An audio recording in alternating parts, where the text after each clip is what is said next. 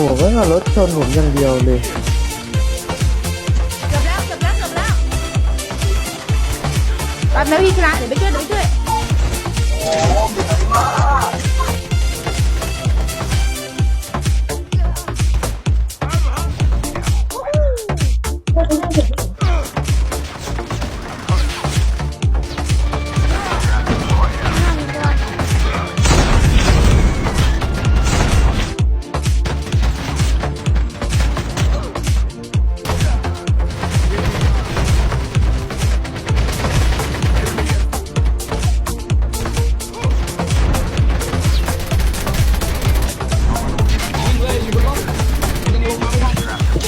หน้าเก็บเลย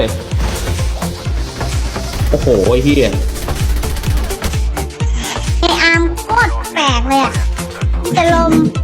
ดักเลยหมอให้ตาดัก โอเคมันน่า